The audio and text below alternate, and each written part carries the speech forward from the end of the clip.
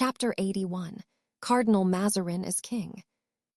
The arrest produced no sensation, indeed was almost unknown, and scarcely interrupted the course of events. To the deputation, it was formally announced that the Queen would receive it. Accordingly, it was admitted to the presence of Anne, who, silent and lofty as ever, listened to the speeches and complaints of the deputies. But when they had finished their harangues, not one of them could say, so calm remained her face, whether or no she had heard them.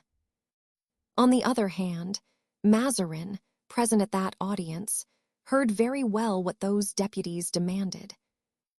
It was purely and simply his removal, in terms clear and precise. The discourse being finished, the Queen remained silent. "Gentlemen," said Mazarin, "I join with you in supplicating the Queen to put an end to the miseries of her subjects. I have done all in my power to ameliorate them, and yet the belief of the public, you say, is that they proceed from me, an unhappy foreigner who has been unable to please the French. Alas, I have never been understood, and no wonder. I succeeded a man of the most sublime genius that ever upheld the scepter of France. The memory of Richelieu annihilates me. In vain, were I an ambitious man, should I struggle against such remembrances as he has left. But that I am not ambitious, I am going to prove to you. I own myself conquered. I shall obey the wishes of the people. If Paris has injuries to complain of, who has not some wrongs to be redressed? Paris has been sufficiently punished. Enough blood has flowed. Enough misery has humbled a town deprived of its king and of justice. 'Tis not for me, a private individual, to disunite a queen from her kingdom. Since you demand my resignation, I retire." "Then," said Aramis in his neighbor's ear, "the conferences are over. There is nothing to do but to send Monsieur Mazarin to the most distant frontier, and to take care that he does not return even by that, nor any other entrance into France." "One instant, sir," said the man in a gown, whom he addressed. "A plague on't." "How fast you go. One may soon see that you're a soldier. There's the article of remunerations and indemnifications to be discussed and set to rights." "Chancellor," said the Queen, turning to Seguier, our old acquaintance, "you will open the conferences. They can take place at Rouen. The cardinal has said several things which have agitated me, therefore I will not speak more fully now. As to his going or staying, I feel too much gratitude to the cardinal not to leave him free in all his actions. He shall do what he wishes to do." A transient pallor overspread the speaking countenance of the prime minister. He looked at the Queen with anxiety. Her face was so passionless that he, as everyone else present, was incapable of reading her thoughts. "But," added the Queen, "in awaiting the cardinal's decision, let there be, if you please, a reference to the king only." The deputies bowed and left the room. "What?" exclaimed the Queen, when the last of them had quitted the apartment. "You would yield to these limbs of the law, these advocates?" "To promote your Majesty's welfare, madame," replied Mazarin, fixing his penetrating eyes on the Queen. "There is no sacrifice that I would not make." Anne dropped her head and fell into one of those reveries so habitual with her. A recollection of Athos came into her mind. His fearless deportment, his words, so firm yet dignified, the shades which by one word he had evoked, recalled to her the past in all its intoxication of poetry and romance, youth, beauty, the eclat of love at 20 years of age, the bloody death of Buckingham, the only man whom she had ever really loved, and the heroism of those obscure champions who had saved her from the double hatred of Richelieu and the king. Mazarin looked at her, and whilst she deemed herself alone and freed from the world of enemies who sought to spy into her secret thoughts, he read her thoughts in her countenance, as one sees in a transparent lake clouds pass, reflections like thoughts of the heavens. Must we then, asked Anne of Austria, yield to the storm, buy peace, and patiently and piously await better times?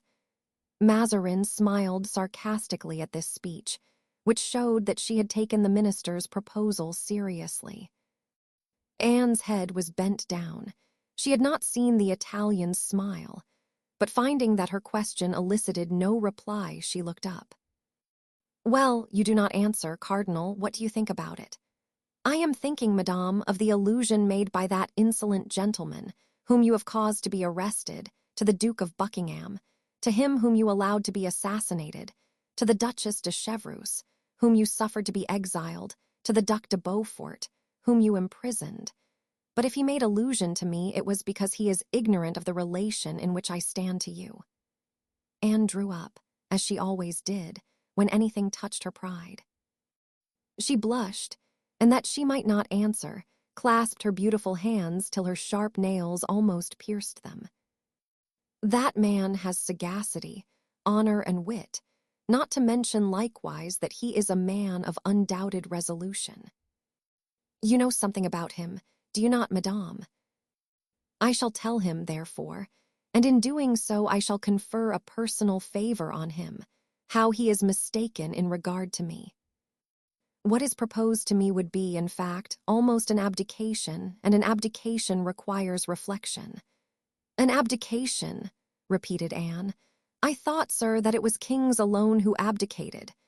"Well," replied Mazarin, "and am I not almost a king indeed of France? Thrown over the foot of the royal bed, my simmer, Madame, looks not unlike the mantle worn by kings." This was one of the humiliations which Mazarin made Anne undergo more frequently than any other, and one that bowed her head with shame. Queen Elizabeth and Catherine II of Russia are the only two monarchs of their set on record who were at once sovereigns and lovers. Anne of Austria looked with a sort of terror at the threatening aspect of the cardinal. His physiognomy in such moments was not destitute of a certain grandeur. "Sir," she replied, "did I not say, and did you not hear me say to those people that you should do as you pleased?" "In that case," said Mazarin, "I think it must please me best to remain, not only on account of my own interest, but for your safety." "Remain, then, sir. Nothing can be more agreeable to me, only do not allow me to be insulted." "You are referring to the demands of the rebels and to the tone in which they stated them." "Patience. They have selected a field of battle on which I am an abler general than they, that of a conference. No, we shall beat them by merely temporizing. They want food already. They will be 10 times worse off in a week. Ah, yes. Good heavens.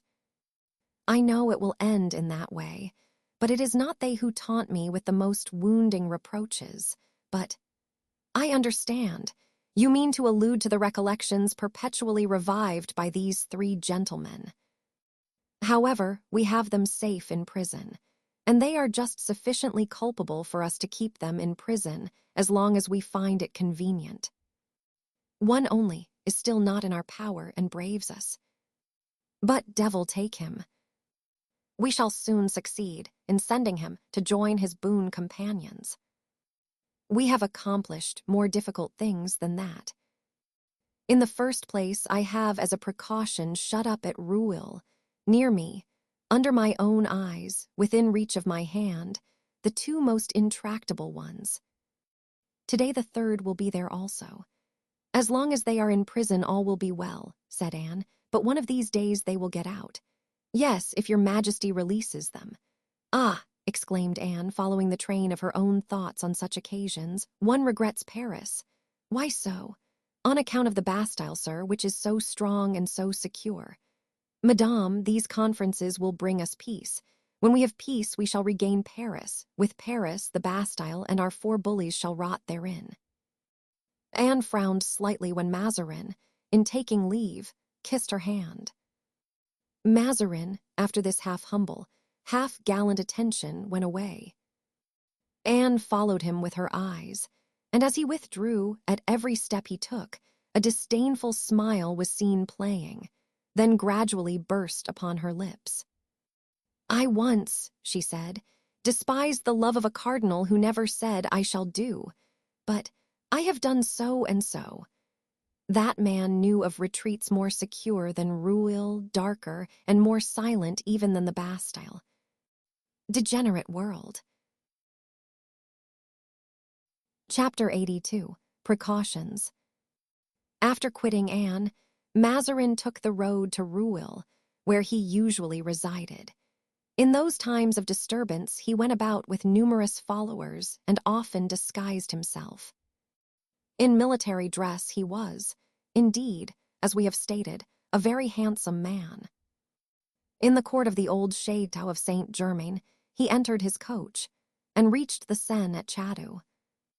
The prince had supplied him with 50 light horse, not so much by way of guard as to show the deputies how readily the Queen's generals dispersed their troops, and to prove that they might be safely scattered at pleasure. Athos, on horseback, without his sword and kept in sight by Comminges, followed the cardinal in silence. Grimaud, finding that his master had been arrested, fell back into the ranks near Aramis, without saying a word and as if nothing had happened. Grimaud had, indeed, during 22 years of service, seen his master extricate himself from so many difficulties that nothing less than Athos's imminent death was likely to make him uneasy. At the branching off of the road toward Paris, Aramis, who had followed in the cardinal's suite, turned back. Mazarin went to the right hand, and Aramis could see the prisoner disappear at the turning of the avenue. Athos, at the same moment, moved by a similar impulse, looked back also. The two friends exchanged a simple inclination of the head, and Aramis put his finger to his hat, as if to bow, Athos alone comprehending by that signal that he had some project in his head. 10 minutes afterward, Mazarin entered the court of that Château which his predecessor had built for him at Rueil. As he alighted, Comminges approached him. "My lord," he asked, "where does your eminence wish Monsieur Comte de la Fere to be lodged?" "In the pavilion of the orangery, of course, in front of the pavilion where the guard is." "I wish every respect to be shown the Count, although he is the prisoner of Her Majesty the Queen." "My lord," answered Comminges, "he begs to be taken to the place where Monsieur d'Artagnan is confined, that is, in the hunting lodge opposite the orangery." Mazarin thought for an instant. Comminges saw that he was undecided. "'Tis a very strong post," he resumed, "and we have 40 good men, tried soldiers, having no connection with Frondeurs nor any interest in the Fronde. If we put these 3 men together, Monsieur Comminges," said Mazarin, "we must double the guard, and we are not rich enough in fighting men to commit such acts of prodigality." Comminges smiled. Mazarin read and construed that smile. "You do not know these men, Monsieur Comminges, but I know them, first personally, also by hearsay. I sent them to carry aid to King Charles, and they performed prodigies to save him. Had it not been for an adverse destiny, that beloved monarch would this day have been among us. But since they served your eminence so well, why are they, my lord cardinal, in prison?" "In prison," said Mazarin, "and when has Rueil been a prison?" "Ever since there were prisoners in it," answered Comminges. "These gentlemen, Comminges, are not prisoners," returned Mazarin, with his ironical smile. "Only guests, but guests so precious that I have put a grating before each of their windows and bolts to their doors, that they may not refuse to continue my visitors. So much do I esteem them that I am going to make the Comte de la Fere a visit, that I may converse with him tête-à-tête, and that we may not be disturbed at our interview. You must conduct him, as I said before, to the pavilion of the orangery. That, you know, is my daily promenade. Well, while taking my walk I will call on him, and we will talk." Although he professes to be my enemy, I have sympathy for him, and if he is reasonable, perhaps we shall arrange matters." Comminges bowed and returned to Athos, who was awaiting with apparent calmness, but with real anxiety, the result of the interview. "Well," he said to the lieutenant. "Sir," replied Comminges, "it seems that it is impossible." "Monsieur de Comminges," said Athos, "I have been a soldier all my life, and I know the force of orders, but outside your orders there is a service you can render me." "I will do it with all my heart," said Comminges, "for I know who you are and what service you once performed for Her Majesty. I know, too, how dear to you is the young man who came so valiantly to my aid when that old rogue of a Broussel was arrested. I am entirely at your service, except only for my orders." "Thank you, sir. What I am about to ask will not compromise you in any degree." "If it should even compromise me a little," said Monsieur de Comminges, with a smile, "still make your demand." "I don't like Mazarin any better than you do. I serve the Queen, and that draws me naturally into the service of the cardinal. But I serve the one with joy and the other against my will." "Speak, then, I beg of you. I wait and listen." "Since there is no harm," said Athos, "in my knowing that D'Artagnan is here, I presume there will be none in his knowing that I am here. I have received no orders on that point. Well, then, do me the kindness to give him my regards and tell him that I am his neighbor. Tell him also what you have just told me, that Mazarin has placed me in the pavilion of the Orangery in order to make me a visit, and assure him that I shall take advantage of this honor he proposes to accord to me to obtain from him some amelioration of our captivity." "Which cannot last," interrupted Comminges. "The cardinal said so. There is no prison here." "But there are oubliettes," replied Athos, smiling. "Oh, that's a different thing. Yes, I know there are traditions of that sort," said Comminges. "It was in the time of the other cardinal, who was a great nobleman, but our Mazarin impossible. An Italian adventurer would not dare to go such lengths with such men as ourselves. Oubliettes are employed as a means of kingly vengeance, and a low-born fellow such as he is would not have recourse to them. Your arrest is known, that of your friends will soon be known, and all the nobility of France would demand an explanation of your disappearance. No, be easy on that score. I will, however, inform Monsieur d'Artagnan of your arrival here." Comminges then led the Count to a room on the ground floor of a pavilion at the end of the Orangery. They passed through a courtyard as they went, full of soldiers and courtiers. In the center of this court, in the form of a horseshoe, were the buildings occupied by Mazarin, and at each wing the pavilion or smaller building, where D'Artagnan was confined, and that level with the Orangery, where Athos was to be. From the ends of these two wings extended the park. Athos, when he reached his appointed room, observed through the gratings of his window, walls and roofs, and was told, on inquiry, by Comminges, that he was looking on the back of the pavilion where D'Artagnan was confined. "Yes, 'tis too true," said Comminges. "'Tis almost a prison. But what a singular fancy this is of yours, Count, you, who are the very flower of our nobility, to squander your valor and loyalty amongst these upstarts, the Frondists. Really, Count, if ever I thought that I had a friend in the ranks of the royal army, it was you. A Frondeur. You, the Comte de la Fere, on the side of Broussel, Blancmesnil and Vial. For shame. You, a Frondeur. On my word of honor, said Athos, one must be either a Mazarinist or a Frondeur.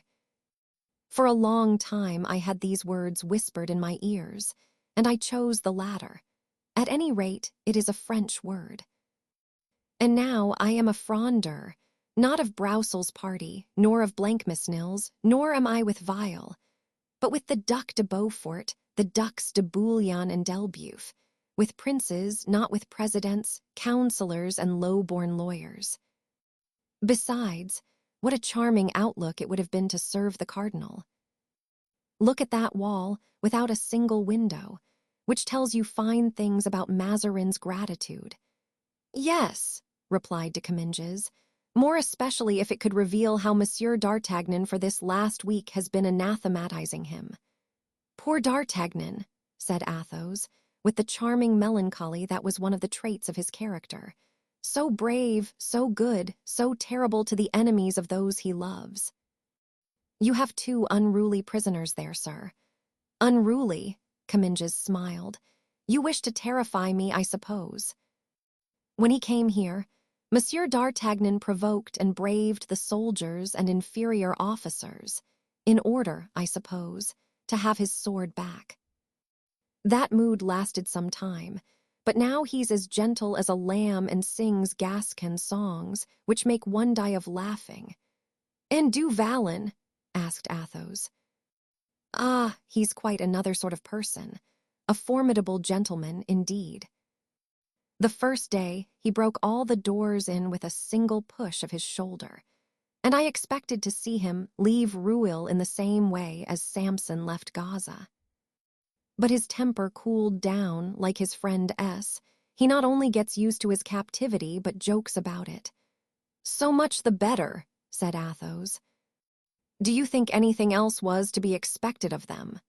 Asked Comminges, who, putting together what Mazarin had said of his prisoners, and what the Comte de la Fere had said, began to feel a degree of uneasiness. Athos, on the other hand, reflected that this recent gentleness of his friends most certainly arose from some plan formed by d'Artagnan. Unwilling to injure them by praising them too highly, he replied, They are 2 hotheads, the one a Gascon, the other from Picardy. Both are easily excited, but they quiet down immediately. You have had a proof of that in what you have just related to me. This, too, was the opinion of Comminges, who withdrew somewhat reassured. Athos remained alone in the vast chamber, where, according to the cardinal's directions, he was treated with all the courtesy due to a nobleman. He awaited Mazarin's promised visit to get some light on his present situation. Chapter 83, Strength and Sagacity. Now let us pass the orangery to the hunting lodge. At the extremity of the courtyard, where, close to a portico formed of Ionic columns, were the dog kennels, rose an oblong building, the pavilion of the orangery, a half-circle, enclosing the court of honor. It was in this pavilion, on the ground floor, that d'Artagnan and Porthos were confined, suffering interminable hours of imprisonment in a manner suitable to each different temperament. D'Artagnan was pacing to and fro like a caged tiger, with dilated eyes, growling as he paced along by the bars of a window looking upon the yard of servants' offices. Porthos was ruminating over an excellent dinner he had just demolished. The one seemed to be deprived of reason, yet he was meditating. The other seemed to meditate, yet he was more than half asleep. But his sleep was a nightmare, which might be guessed by the incoherent manner in which he sometimes snored and sometimes snorted. Look, said d'Artagnan, day is declining. It must be nearly 4 o'clock. We have been in this place nearly 83 hours. Hem, muttered Porthos, with a kind of pretense of answering. Did you hear, eternal sleeper? Cried d'Artagnan, irritated that anyone could doze during the day, when he had the greatest difficulty in sleeping during the night. What? Said Porthos. I say we have been here 83 hours. 'Tis your fault, answered Porthos. How my fault? Yes, I offered you escape. By pulling out a bar and pushing down a door? Certainly. Porthos, men like us can't go out from here purely and simply. Faith, said Porthos, As for me, I could go out with that purity and that simplicity which it seems to me you despise too much." D'Artagnan shrugged his shoulders. "And besides," he said, "going out of this chamber isn't all."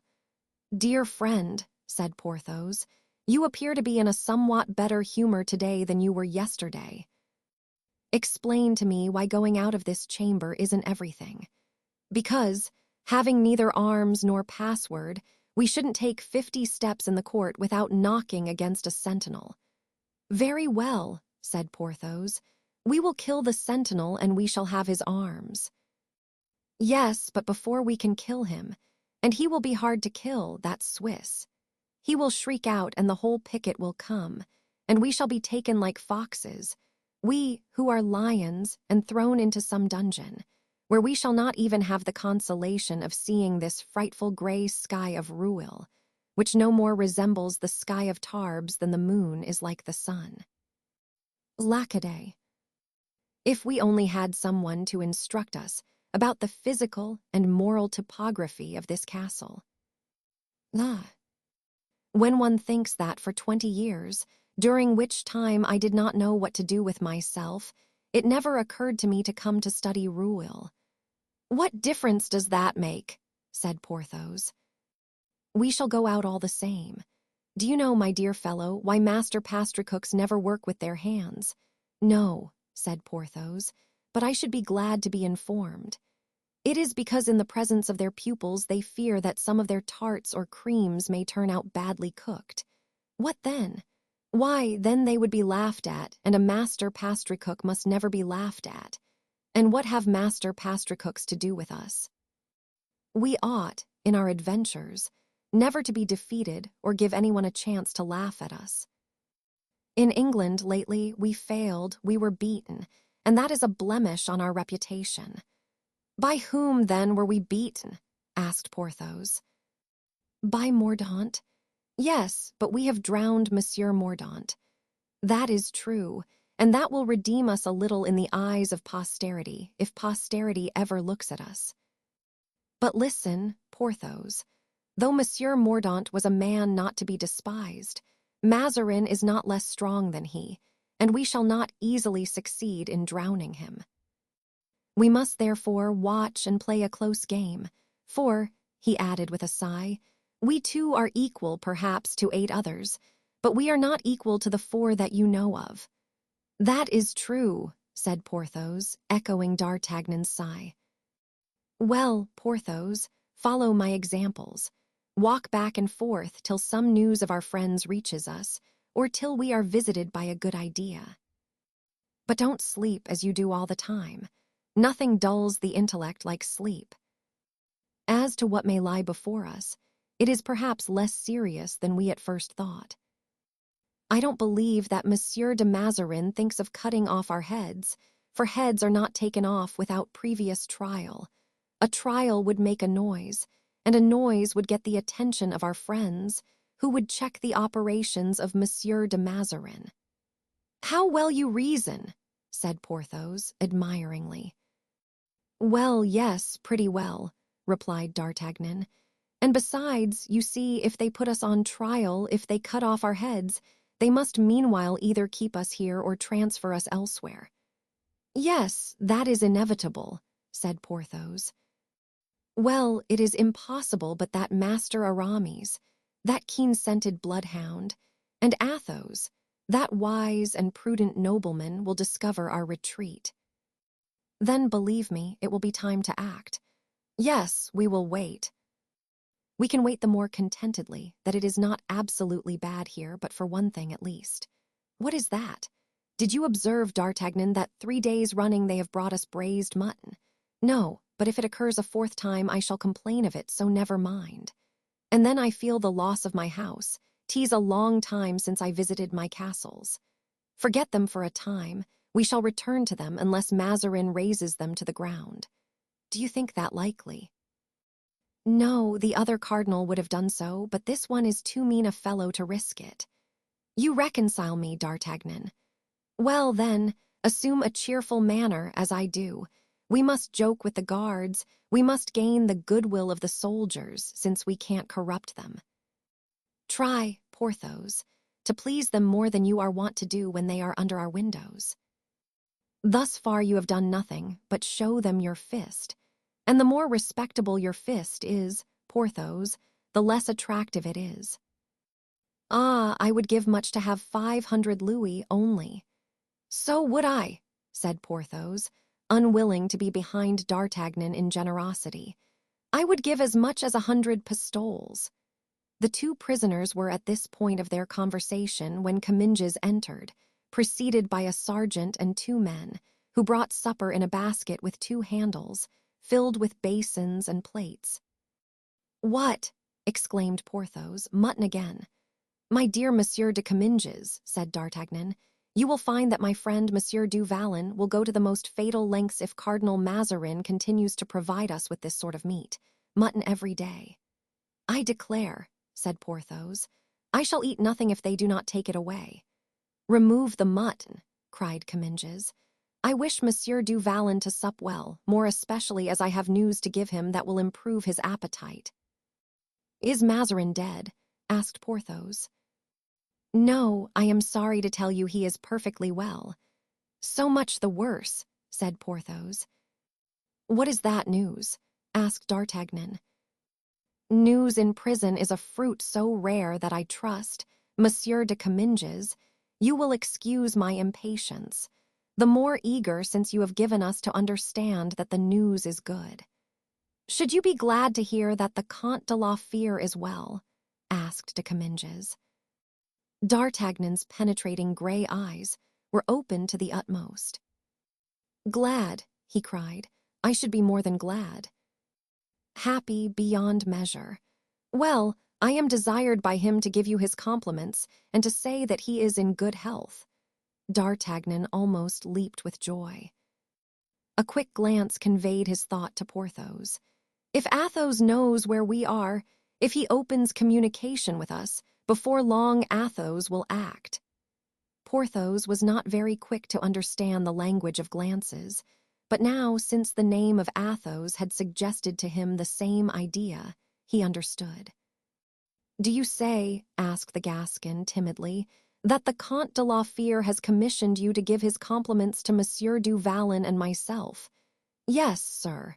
Then you have seen him. Certainly I have. Where? If I may ask without indiscretion. Near here, replied de Comminges, smiling. So near that if the windows which look on the orangery were not stopped up, you could see him from where you are. He is wandering about the environs of the castle, thought D'Artagnan. Then he said aloud, You met him, I dare say, in the park, hunting, perhaps. No, nearer still. Look behind this wall, said de Comminges, knocking against the wall. Behind this wall. What is there, then, behind this wall?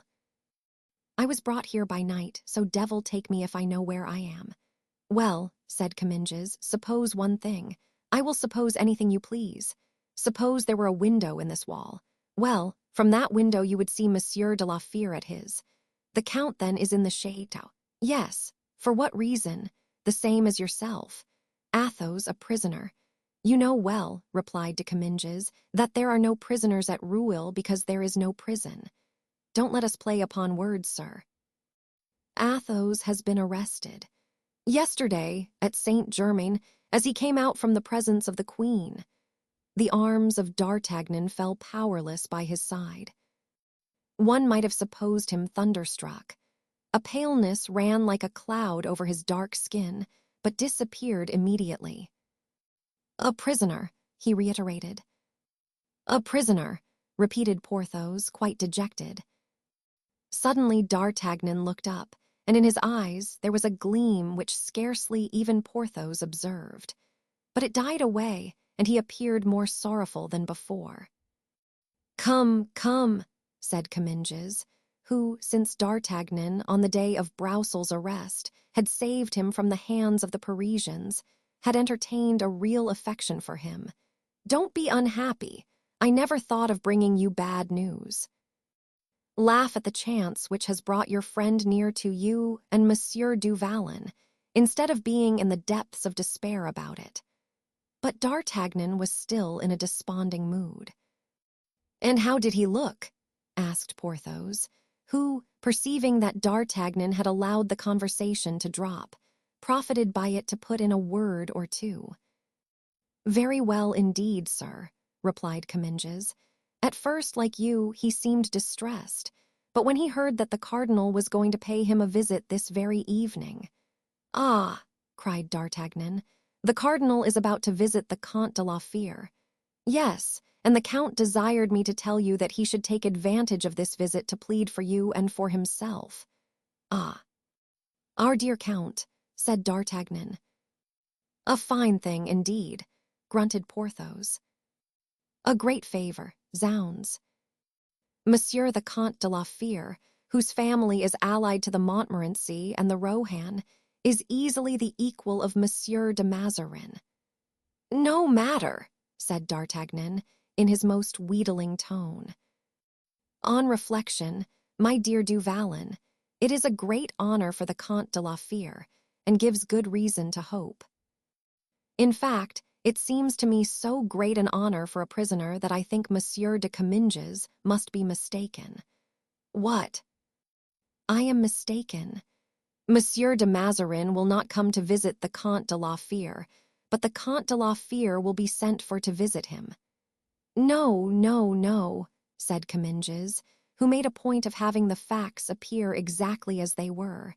"I clearly understood what the cardinal said to me. He will come and visit the Comte de la Fere." D'Artagnan tried to gather from the expression of his eyes whether Porthos understood the importance of that visit, but Porthos did not even look toward him. "It is, then, the cardinal's custom to walk in his orangery?" asked D'Artagnan. "Every evening he shuts himself in there. That, it seems, is where he meditates on state affairs." "In that case," said D'Artagnan, "I begin to believe that Monsieur de la Fere will receive the visit of his Eminence. He will, of course, have an escort." "Yes, 2 soldiers. And will he talk thus of affairs in presence of 2 strangers? The soldiers are Swiss, who understand only German.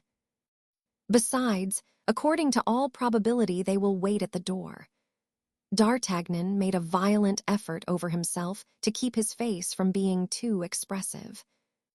"Let the cardinal take care of going alone to visit the Comte de la Fere," said D'Artagnan, "for the count must be furious." Comminges began to laugh. Oh. "Why, really, one would say that you 4 were anthropophagi. The count is an affable man. Besides, he is unarmed. At the first word from his Eminence, the 2 soldiers about him would run to his assistance." "2 soldiers," said D'Artagnan, seeming to remember something. "2 soldiers, yes. That, then, is why I hear 2 men called every evening and see them walking sometimes for half an hour under my window. That is it. They are waiting for the cardinal, or rather for Bernouin, who comes to call them when the cardinal goes out. Fine-looking men, upon my word," said D'Artagnan.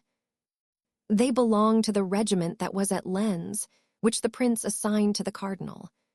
"Ah, monsieur," said D'Artagnan, as if to sum up in a word all that conversation, "if only his Eminence would relent and grant to Monsieur de la Fere our liberty." "I wish it with all my heart," said Comminges. "Then, if he should forget that visit, you would find no inconvenience in reminding him of it." "Not at all." "Ah, that gives me more confidence." This skillful turn of the conversation would have seemed a sublime maneuver to anyone who could have read the Gascon's soul. "Now," said D'Artagnan, "I've one last favor to ask of you, Monsieur de Comminges." "At your service, sir." "You will see the Count again, tomorrow morning. Will you remember us to him and ask him to solicit for me the same favor that he will have obtained? You want the cardinal to come here. No, I know my place and am not so presumptuous. Let his Eminence do me the honor to give me a hearing. That is all I want." "Oh," muttered Porthos, shaking his head, "never should I have thought this of him. How misfortune humbles a man." "I promise you it shall be done," answered de Comminges. "Tell the Count that I am well, that you found me sad but resigned." "I am pleased, sir, to hear that. And the same also for Monsieur du Vallon." "Not for me," cried Porthos. "I am not by any means resigned. But you will be resigned, my friend. Never. He will become so, monsieur. I know him better than he knows himself. Be silent, dear du Vallon, and resign yourself." "Adieu, gentlemen," said de Comminges. "Sleep well. We will try." De Comminges went away, D'Artagnan remaining apparently in the same attitude of humble resignation. But scarcely had he departed when he turned and clasped Porthos in his arms with an expression not to be doubted. "Oh," cried Porthos, "what's the matter now?" "Have you gone mad, my dear friend?" "What is the matter?" returned D'Artagnan. "We are saved." "I don't see that at all," answered Porthos. "I think we are all taken prisoners, except Aramis, and that our chances of getting out are lessened since one more of us is caught in Mazarin's mousetrap." "Which is far too strong for two of us, but not strong enough for three of us," returned D'Artagnan. "I don't understand," said Porthos. "Never mind, let's sit down to table and take something to strengthen us for the night. What are we to do, then, tonight? To travel, perhaps. But sit down, dear friend, to table. When one is eating, ideas flow easily. After supper, when they are perfected, I will communicate my plans to you." So Porthos sat down to table without another word, and ate with an appetite that did honor to the confidence that was ever inspired in him by D'Artagnan's inventive imagination. Chapter 84. Strength and Sagacity continued. Supper was eaten in silence, but not in sadness. For from time to time, one of those sweet smiles which were habitual to him in moments of good humor illumined the face of D'Artagnan. Not a scintilla of these was lost on Porthos, and at every one he uttered an exclamation which betrayed to his friend that he had not lost sight of the idea which possessed his brain. At dessert, D'Artagnan reposed in his chair, crossed one leg over the other, and lounged about like a man perfectly at his ease. Porthos rested his chin on his hands, placed his elbows on the table, and looked at D'Artagnan with an expression of confidence which imparted to that colossus an admirable appearance of good fellowship. "Well," said D'Artagnan at last. "Well," repeated Porthos. "You were saying, my dear friend—" "No, I said nothing." "Yes, you were saying you wished to leave this place." "Ah, indeed." The will was never wanting. "To get away you would not mind," you added, "knocking down a door or a wall." "'Tis true, I said so, and I say it again."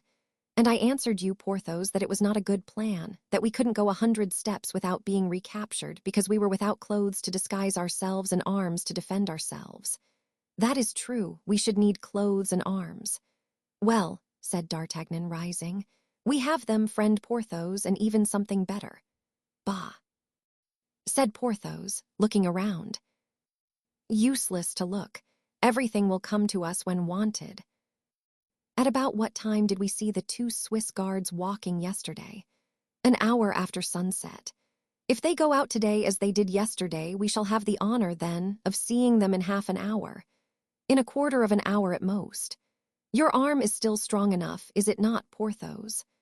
Porthos unbuttoned his sleeve, raised his shirt, and looked complacently on his strong arm, as large as the leg of any ordinary man. "Yes, indeed," said he, "I believe so. So that you could without trouble convert these tongs into a hoop and yonder shovel into a corkscrew." "Certainly." And the giant took up these 2 articles, and without any apparent effort produced in them the metamorphoses suggested by his companion. "There," he cried. "Capital," exclaimed the Gascon. "Really, Porthos, you are a gifted individual." "I have heard speak," said Porthos, "of a certain Milo of Crotona, who performed wonderful feats, such as binding his forehead with a cord and bursting it, of killing an ox with a blow of his fist and carrying it home on his shoulders, etc." I used to learn all these feat by heart yonder, down at Pyrophon's, and I have done all that he did except breaking a cord by the corrugation of my temples. Because your strength is not in your head, Porthos, said his friend. No, it is in my arms and shoulders, answered Porthos with gratified naivete. Well, my dear friend, let us approach the window, and there you can match your strength against that of an iron bar. Porthos went to the window, took a bar in his hands, clung to it and bent it like a bow, so that the two ends came out of the sockets of stone in which for 30 years they had been fixed. Well, friend, the cardinal, although such a genius, could never have done that. Shall I take out any more of them? Asked Porthos. No, that is sufficient. A man can pass through that. Porthos tried and passed the upper portion of his body through. Yes, he said. Now pass your arm through this opening. Why, you will know presently, pass it. Porthos obeyed with military promptness and passed his arm through the opening. Admirable, said D'Artagnan. The scheme goes forward, it seems. On wheels, dear friend. Good. What shall I do now? Nothing. It is finished, then? No, not yet. I should like to understand, said Porthos. Listen, my dear friend. In 2 words you will know all. The door of the guardhouse opens, as you see. Yes, I see. They are about to send into our court, which Monsieur de Mazarin crosses on his way to the orangery, the 2 guards who attend him. There they are, coming out. If only they close the guardhouse door. Good, they close it. What then? Silence. They may hear us. I don't understand it at all. As you execute, you will understand. And yet I should have preferred, you will have the pleasure of the surprise. Ah, that is true. Hush! Porthos remained silent and motionless. In fact, the 2 soldiers advanced on the side where the window was, rubbing their hands, for it was cold, it being the month of February. At this moment, the door of the guardhouse was opened, and one of the soldiers was summoned away. Now, said D'Artagnan, I am going to call this soldier and talk to him. Don't lose a word of what I'm going to say to you, Porthos. Everything lies in the execution. Good, the execution of plots is my forte. I know it well. I depend on you. Look, I shall turn to the left so that the soldier will be at your right as soon as he mounts on the bench to talk to us. But supposing he doesn't mount, he will, rely upon it. As soon as you see him get up, stretch out your arm and seize him by the neck. Then, raising him up as Tobit raised the fish by the gills, you must pull him into the room, taking care to squeeze him so tight that he can't cry out. Oh, said Porthos. Suppose I happen to strangle him. To be sure, there would only be a Swiss the less in the world, but you will not do so, I hope. Lay him down here. We'll gag him and tie him, no matter where, somewhere. So we shall get from him 1 uniform and a sword. Marvelous!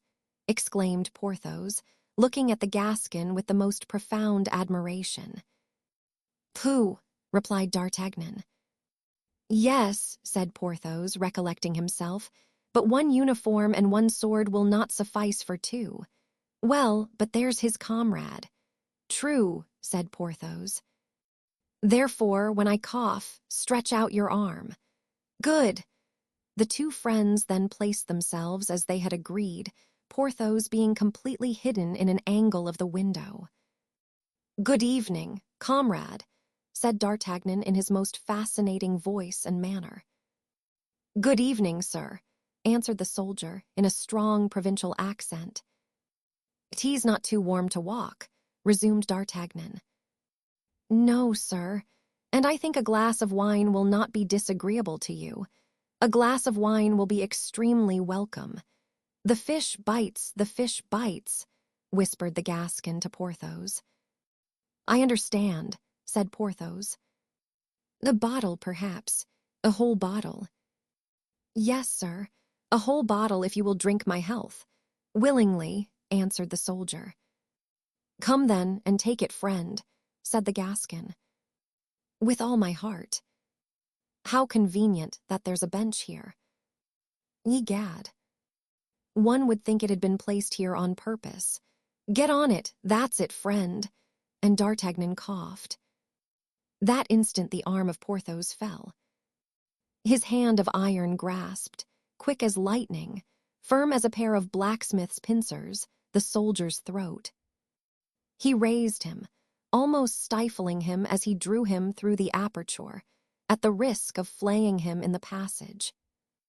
He then laid him down on the floor, where D'Artagnan, after giving him just time enough to draw his breath, gagged him with his long scarf, and the moment he had done so began to undress him with the promptitude and dexterity of a man who had learned his business on the field of battle. Then the soldier, gagged and bound, was placed upon the hearth, the fire of which had been previously extinguished by the two friends. "Here's a sword and a dress," said Porthos. "I take them," said D'Artagnan, "for myself." "If you want another uniform and sword, you must play the same trick over again." "Stop. I see the other soldier issue from the guardroom and come toward us." "I think," replied Porthos, "it would be imprudent to attempt the same maneuver again. It is said that no man can succeed twice in the same way, and a failure would be ruinous." "No, I will go down, seize the man unawares, and bring him to you ready gagged." "That is better," said the Gascon. "Be ready," said Porthos, as he slipped through the opening. He did as he said. Porthos seized his opportunity, caught the next soldier by his neck, gagged him and pushed him like a mummy through the bars into the room, and entered after him. Then they undressed him as they had done the first, laid him on their bed, and bound him with the straps which composed the bedstead being of oak. This operation proved as great a success as the first. "There," said D'Artagnan, "this is capital. Now let me try on the dress of yonder chap." "Porthos, I doubt if you can wear it, but should it be too tight, never mind. You can wear the breastplate and the hat with the red feathers." It happened, however, that the second soldier was a Swiss of gigantic proportions, so, save that some few of the seams split, his uniform fitted Porthos perfectly. They then dressed themselves. "'Tis done," they both exclaimed at once. "As to you, comrades," they said to the men, "nothing will happen to you if you are discreet, but if you stir, you are dead men." The soldiers were complacent. They had found the grasp of Porthos pretty powerful, and that it was no joke to fight against it. "Now," said D'Artagnan, "you wouldn't be sorry to understand the plot, would you, Porthos?" "Well, no, not very." "Well, then, we shall go down into the court." "Yes, we shall take the place of those two fellows." "Well, we will walk back and forth." "That's a good idea, for it isn't warm. In a moment the valet-de-chamber will call the guard, as he did yesterday and the day before. And we shall answer." "No, on the contrary, we shall not answer." "As you please, I don't insist on answering." "We will not answer, then. We will simply settle our hats on our heads, and we will escort his eminence." "Where shall we escort him?" "Where he is going, to visit Athos." "Do you think Athos will be sorry to see us?" "Oh," cried Porthos, "oh." "I understand. Wait a little, Porthos, before crying out, for on my word you haven't reached the end," said the Gascon in a jesting tone. "What is to happen?" said Porthos. "Follow me," replied D'Artagnan. "The man who lives to see shall see." And slipping through the aperture, he alighted in the court. Porthos followed him by the same road, but with more difficulty and less diligence. They could hear the two soldiers shivering with fear as they lay bound in the chamber. Scarcely had the two Frenchmen touched the ground when a door opened, and the voice of the valet-de-chamber called out, "Make ready!" At the same moment the guardhouse was opened, and a voice called out, La Brière and du Barthois. March. It seems that I am named La Brière, remarked D'Artagnan. And I du Barthois, added Porthos. Where are you? Asked the valet-de-chamber, whose eyes, dazzled by the light, could not clearly distinguish our heroes in the gloom. Here we are, said the Gascon. What say you to that, Monsieur du Vallon? He added in a low tone to Porthos. If it but lasts, most capital, responded Porthos. These two newly enlisted soldiers marched gravely after the valet-de-chamber, who opened the door of the vestibule, then another which seemed to be that of a waiting room, and showing them two stools. Your orders are very simple, he said. Don't allow anybody except one person to enter here. Do you hear? Not a single creature. Obey that person implicitly. On your return, you cannot make a mistake. You have only to wait here till I release you. D'Artagnan was known to this valet-de-chamber, who was no other than Bernouin, and he had during the last 6 or 8 months introduced the Gascon a dozen times to the cardinal. The Gascon, therefore, instead of answering, growled out, "Ja." "Ja," in the most German and the least Gascon accent possible. As for Porthos, on whom D'Artagnan had impressed the necessity of absolute silence, and who did not even now begin to comprehend the scheme of his friend, which was to follow Mazarin in his visit to Athos, he was simply mute. All that he was allowed to say, in case of emergencies, was the proverbial der Teufel. Bernouin shut the door and went away. When Porthos heard the key turn in the lock, he began to be alarmed, lest they should only have exchanged one prison for another. Porthos, my friend, said D'Artagnan, don't distrust Providence. Let me meditate and consider. Meditate and consider as much as you like, replied Porthos, who was now quite out of humor at seeing things take this turn. We have walked 8 paces, whispered D'Artagnan, and gone up 6 steps, so hereabouts is the pavilion called the Pavilion of the Orangery. The Comte de la Fere cannot be far off, only the doors are locked. That is a slight difficulty, said Porthos, and a good push with the shoulders. For God's sake, Porthos, my friend, reserve your feats of strength, or they will not have, when needed, the honor they deserve. Have you not heard that someone is coming here? Yes. Well, that someone will open the doors. But, my dear fellow, if that someone recognizes us, if that someone cries out, we are lost. For you don't propose, I imagine, that I shall kill that man of the church. That might do if we were dealing with Englishmen or Germans. Oh, may God keep me from it, and you, too, said D'Artagnan.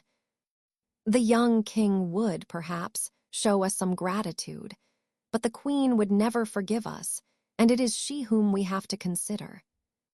And then, besides, the useless blood. Never. No, never.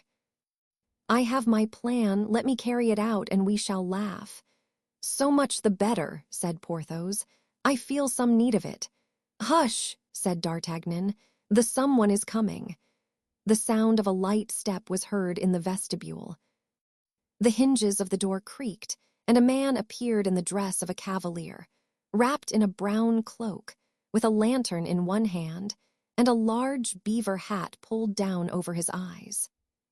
Porthos effaced himself against the wall, but he could not render himself invisible, and the man in the cloak said to him, giving him his lantern, "Light the lamp which hangs from the ceiling." Then addressing D'Artagnan, "You know the watchword," he said. "Ja," replied the Gascon, determined to confine himself to this specimen of the German tongue. "Tedesco," answered the cavalier, "va bene." And advancing toward the door opposite to that by which he came in, he opened it and disappeared behind it, shutting it as he went. "Now," asked Porthos, "what are we to do? Now we shall make use of your shoulder, friend Porthos, if this door proves to be locked. Everything in its proper time, and all comes right to those who know how to wait patiently." But first barricade the first door well. Then we will follow yonder cavalier." The two friends set to work and crowded the space before the door with all the furniture in the room, as not only to make the passage impassable, but so to block the door that by no means could it open inward. "There," said D'Artagnan, "we can't be overtaken. Come forward." Chapter 85. The oubliettes of Cardinal Mazarin. At first, on arriving at the door through which Mazarin had passed, D'Artagnan tried in vain to open it, but on the powerful shoulder of Porthos being applied to one of the panels, which gave way, D'Artagnan introduced the point of his sword between the bolt and the staple of the lock. The bolt gave way, and the door opened. As I told you, everything can be attained, Porthos, women, and doors, by proceeding with gentleness. "You're a great moralist, and that's the fact," said Porthos. They entered. Behind a glass window, by the light of the cardinal's lantern, which had been placed on the floor in the midst of the gallery, they saw the orange and pomegranate trees of the castle of Rueil, in long lines, forming one great alley and two smaller side alleys. "No cardinal," said D'Artagnan, "but only his lantern. Where the devil, then, is he?" Exploring, however, one of the side wings of the gallery, after making a sign to Porthos to explore the other, he saw all at once at his left a tub containing an orange tree, which had been pushed out of its place, and in its place an open aperture. 10 men would have found difficulty in moving that tub, but by some mechanical contrivance it had turned with the flagstone on which it rested. D'Artagnan, as we have said, perceived a hole in that place, and in this hole the steps of a winding staircase. He called Porthos to look at it. "Were our object money only," he said, "we should be rich directly. How is that? Don't you understand, Porthos? At the bottom of that staircase lies, probably, the cardinal's treasury of which folk tell such wonders, and we should only have to descend, empty a chest, shut the cardinal up in it, double lock it, go away, carrying off as much gold as we could, put back this orange tree over the place, and no one in the world would ever ask us where our fortune came from, not even the cardinal. It would be a happy hit for clowns to make, but as it seems to be unworthy of 2 gentlemen," said Porthos. "So I think, and therefore I said, were our object money only. But we want something else," replied the Gascon.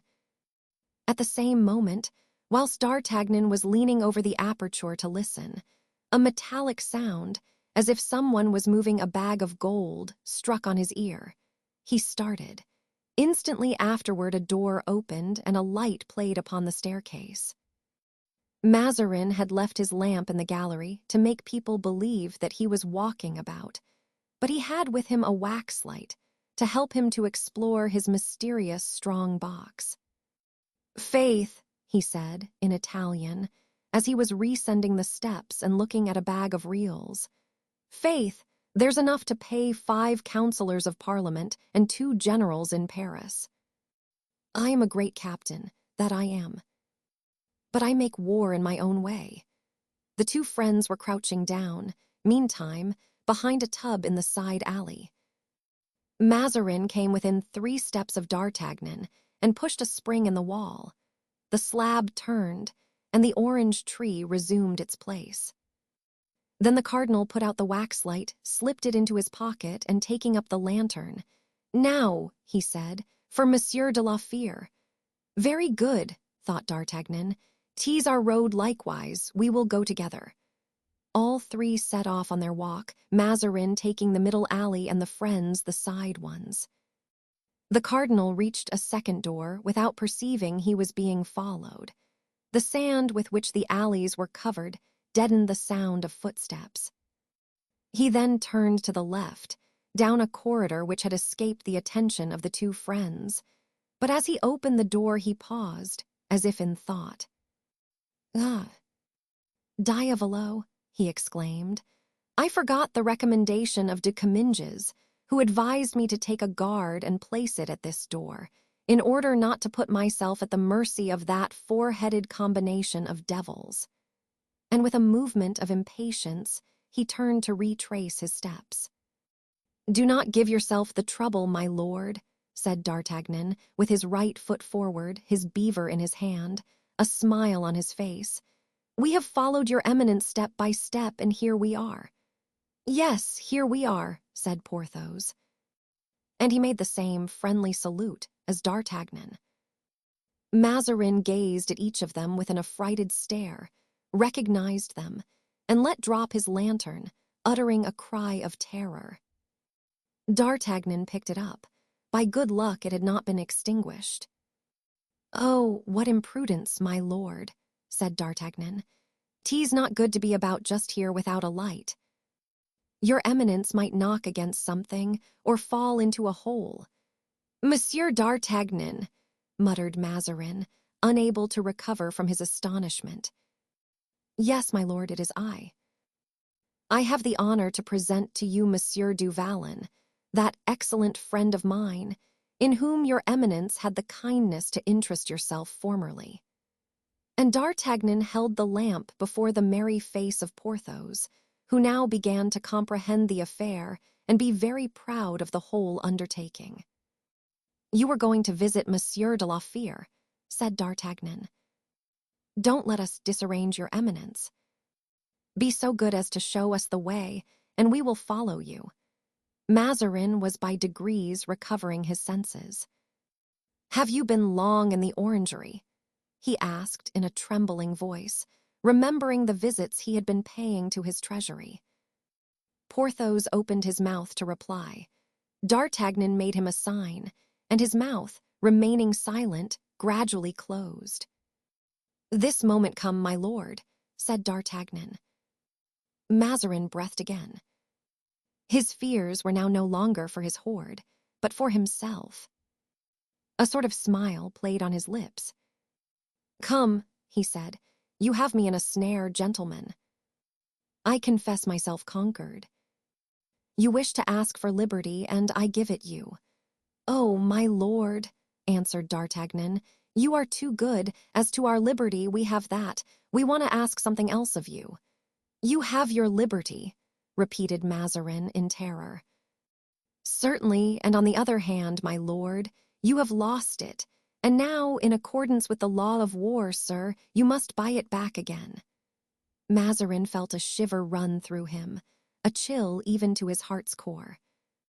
His piercing look was fixed in vain on the satirical face of the Gascon and the unchanging countenance of Porthos.